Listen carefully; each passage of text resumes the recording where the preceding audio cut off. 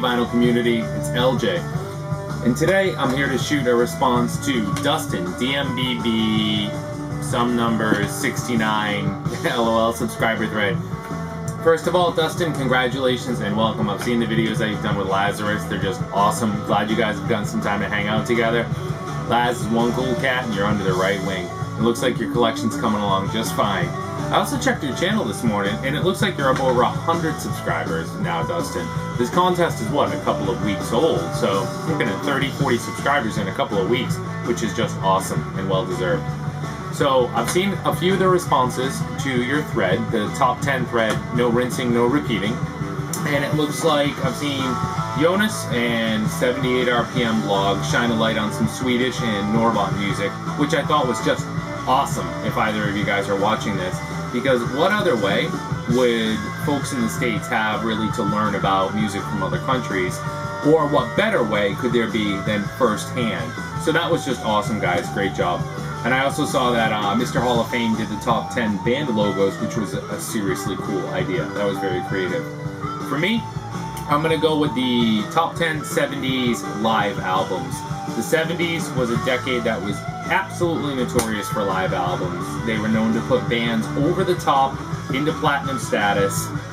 It was a formula that was rinsed and repeated over and over and over and over.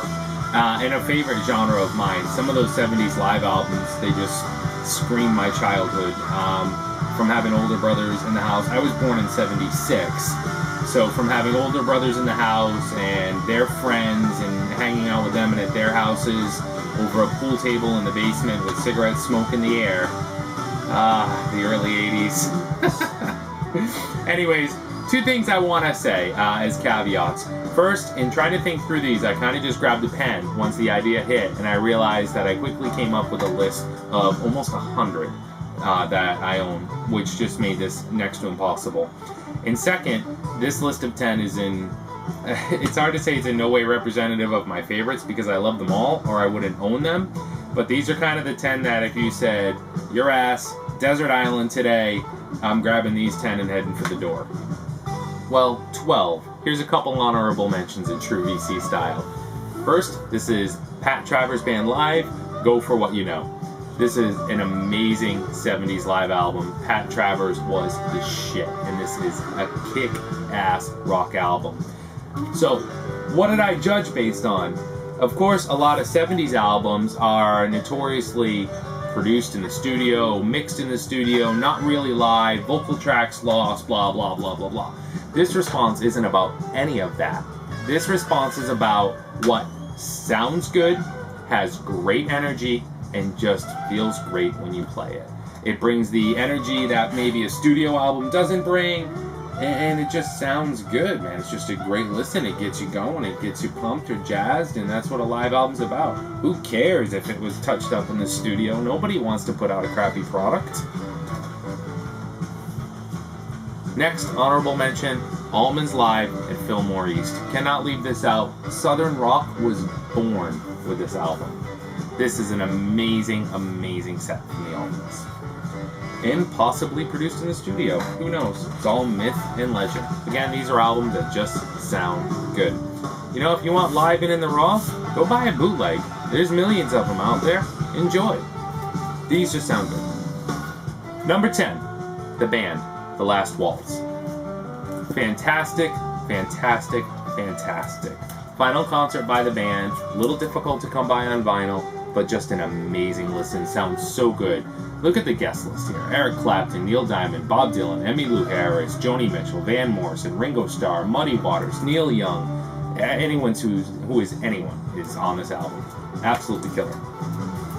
I should also say I avoided country with this list, although there are some seriously cool ones. Number 9, Thin Lizzy, Live and Dangerous. Phil Lynott and crew did amazing. Looks like I need to reglue that scene. But here is Thin Lizzy at the peak of their powers with Live and Dangerous. It's just an awesome album. Sounds so good. Boys Are Back in Town.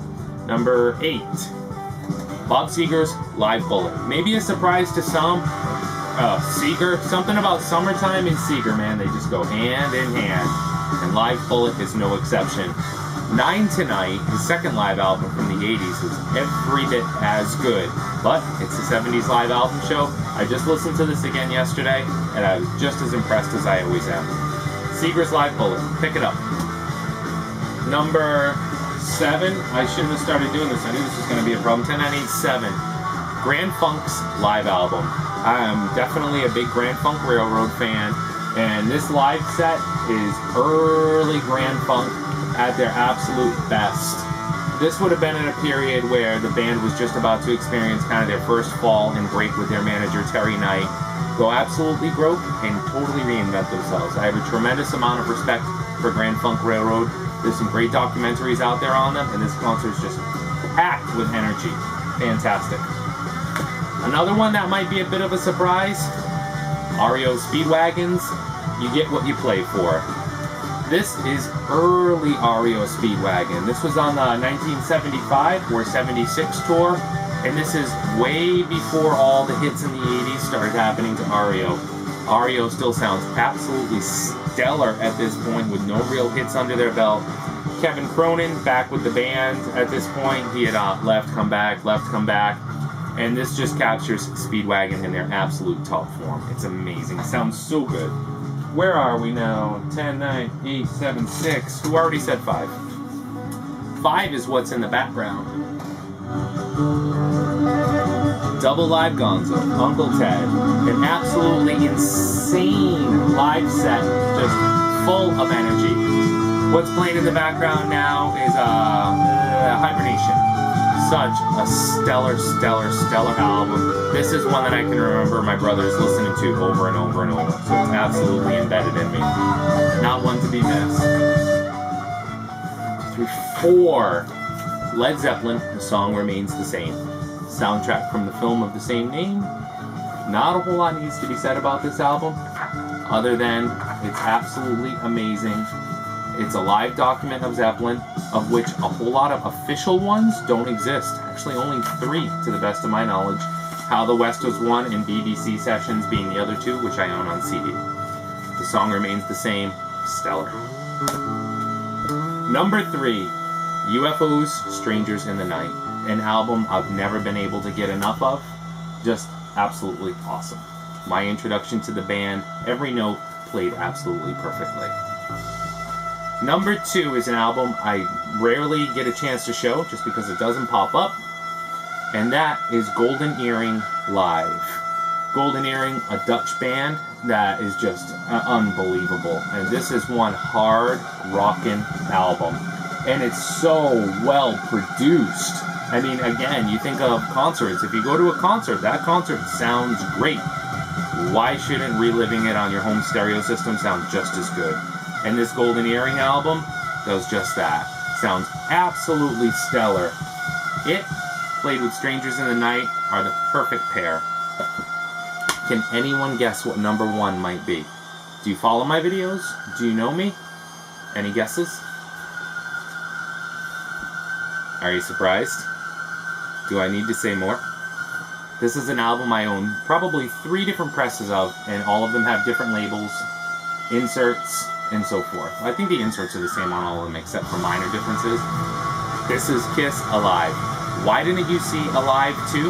Because Alive 2 isn't a totally live record. Side 4 is studio takes, and except for Rocket Ride, they're not even worth owning. It's also a difficult period for the band, and if I had to pick one of the Kiss Alive albums to take with me, good God, it's Alive 1. What a song list. Do some research on the internet. There's been an article within the last 5 years or so, I believe, about these guys, where that sign came from, and how they feel about having been captured here for eternity. Very, very cool read. They had no clue. Check it out. Look it up. It's neat stuff. But Kiss Alive is my number 1.